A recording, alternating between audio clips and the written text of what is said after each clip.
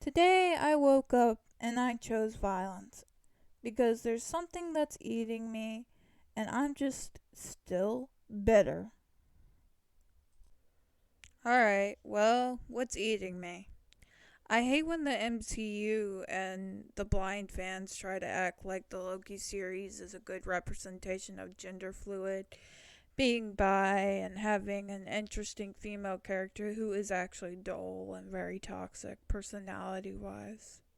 I also hate how people say you can't criticize the writers and even the writers when they tell you you can't criticize them.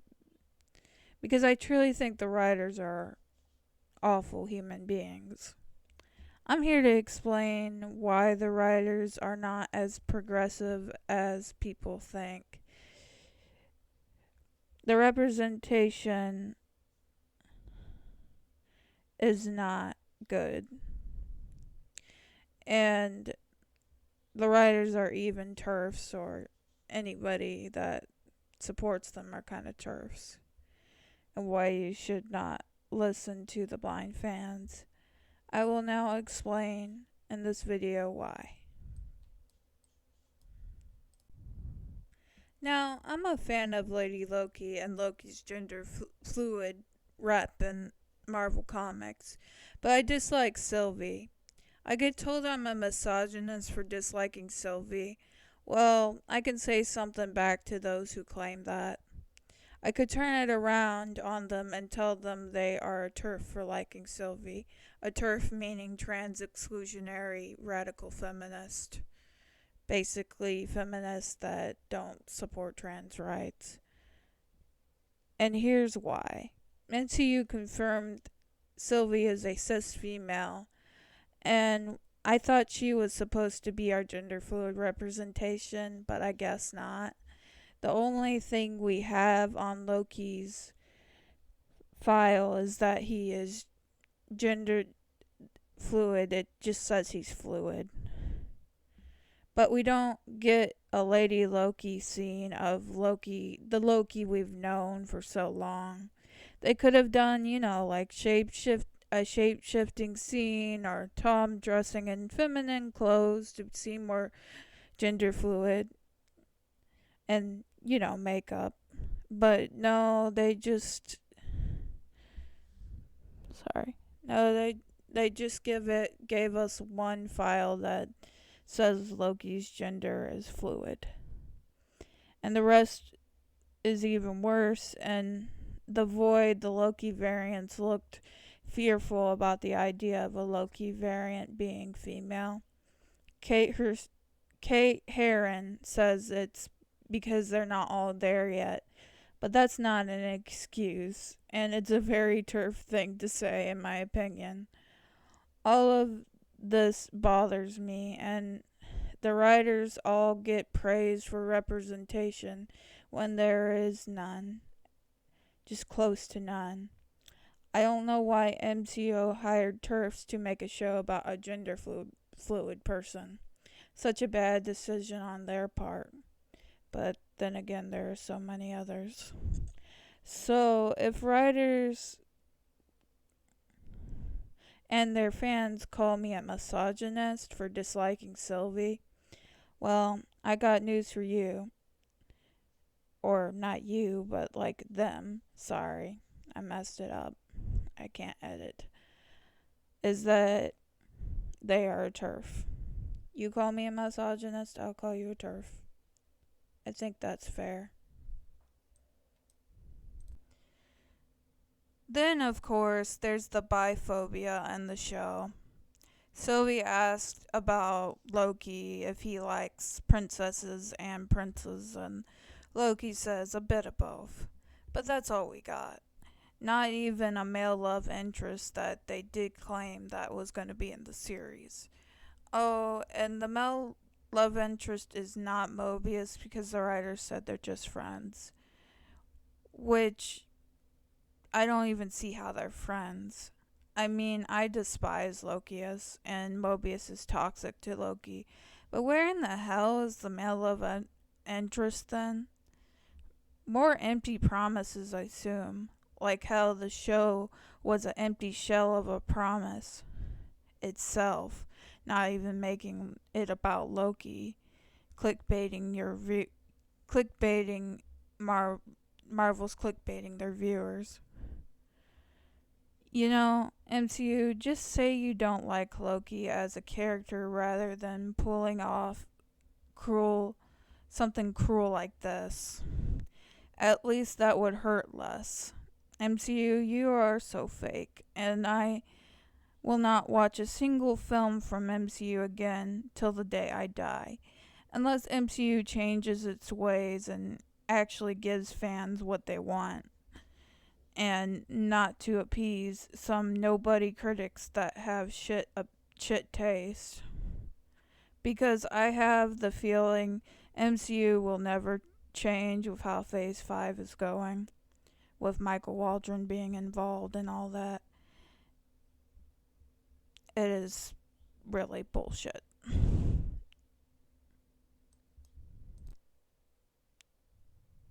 On to the next thing. There are other things besides empty promises that the writers have messed up on. Namely Michael Waldron, so I can rip off this band-aid as fast as I can. This disgusting man said years ago on American Idol about a 15-year-old girl that she was hot. Oh my god, I could just vomit. I know it was a long time ago, but so has all the things Shane Dawson has said and done. So you really think you can defend yourself, Mikey? Oh, and another thing I'd like to mention is that the show is that there was a show he worked on before this atrocity, a very famous one. Mike Waldron previously worked on a show whose creator has recently been hit with alleged allegations. Rick and Morty creator Justin Roiland. I will admit I used to like Rick and Morty before the fandom became such the toxic hell it is now. But now that I see Rick and Morty, I can't just, all I feel is like I'm just uncomfortable because of what Roland has done or said. Justin Roiland has done some controversial things when he's talking about minors, is all I can say. I wonder if that's why Michael Waldron and Justin Roiland work together, because they are like-minded. But that's just a theory. Oh my god, I sound like the game theory guy. I can't remember his name. But it seems to be telling of Waldron's character anyways. The next thing I have is about the writer. Kate Herron posted a picture of Leia, sorry. And I mean, I should know the name. My brother watches Star Wars. The picture of Leia and Luke Skywalker kissing on Sibling Day. Now, I admit I have not really seen much of the Star Wars films, but I heard Luke and Leia are siblings, which I did not know. That being said, I don't think it sits with me very well that she posted siblings kissing on Siblings Day. On to my next point about why the writers are just terrible. The nepotism and disdain for Loki from the writers. Kate Herron obviously has a clear nepotism for Sophia DiMartino. Her friend. Yes, I say her friend. I guess that's why the whole show is about Sylvie now. And why she is always putting Tom down. Now, Sophia DiMartino is another can of worms. She said some turfy things as well. But for this video, I'm talking about the awfulness of the writers of The Larry Show. Not her. It's clear that Mikey and Kate secretly hate Loki with comments like, oh, he's an asshole, and claiming he's a narcissist in the show. Even though even though Loki has done plenty of selflessness by saving his friends like his brother, Jane, and even Thor's friends who don't really like Lokes. But we all know the writers never did their research. Speaking of narcissists, the writers are pretty narcissistic themselves when it comes to criticism. I mean, I don't know enough about narcissism to say it, but every time somebody gives them criticism, they're like, oh, you're just a rabid fan. Like, they don't even listen to it. And most of the criticism is like well wrote out, and it's not like bashing them. They're just saying, hey, this was not good in the show, blah, blah, blah. And the show is upsetting itself, as like I said before, about how it's just queerbaity.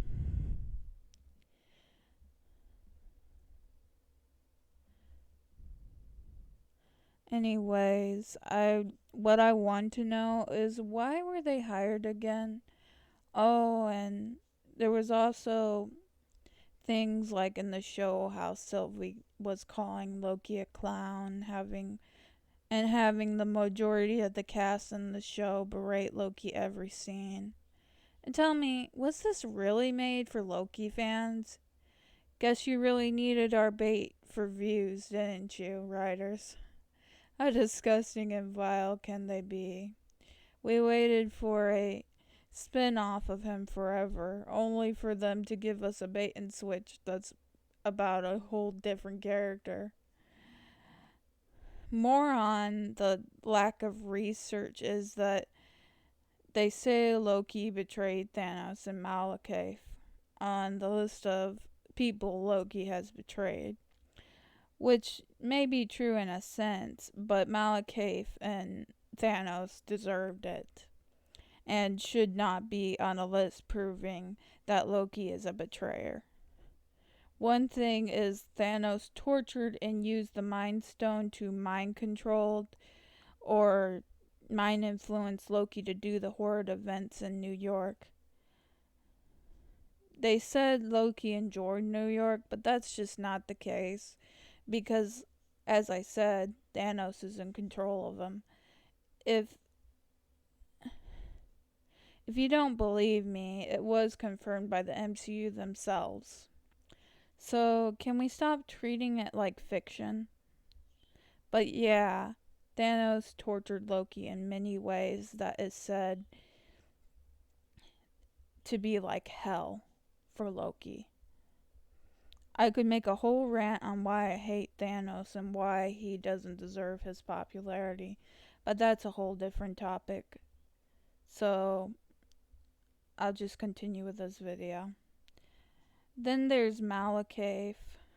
The lack of writers' research on the Dark World is probably why they messed up on this one. Malekith was a villain in the Dark World, and it's clear Loki was tricking him to save his brother Thor and Jane, and of course Jane. So it should be noted that him betraying Malekith is a good thing, not a bad thing. If you trick your enemy that threatens your family, it should be justified.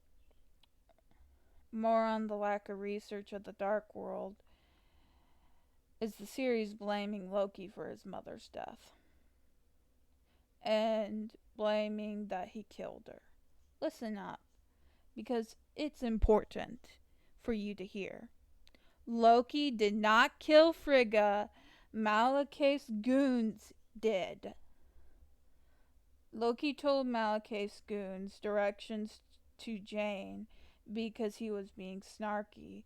He didn't know it would lead to Frigga.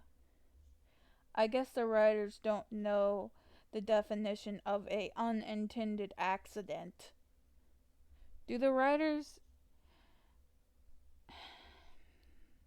Sorry. Do the writers have anything better to do than use Loki as a scapegoat for things he hasn't done? Which we know through through Taika's era that there is plenty of blamings for things Loki didn't do or added just to defame the character.